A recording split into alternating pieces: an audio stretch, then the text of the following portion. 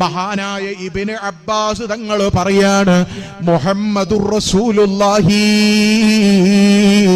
സ്വല്ലല്ലാഹു അലൈഹി വസല്ലമ തങ്ങള് ഇസ്രാ മിഅ്റാജിന്റെ രാത്രിയില് ആകാശലോകത്ത് വെച്ച് പല പ്രവാചകന്മാരെയും കണ്ടുമുട്ടിയപ്പോ ആ കൂട്ടത്തിൽ സക്കരിയ അലൈഹിസ്സലാമിനെ കണ്ടപ്പോ സലാം പറഞ്ഞു. ചോദിച്ചു, സക്കരിയ യാ അബാ യഹ്യാ,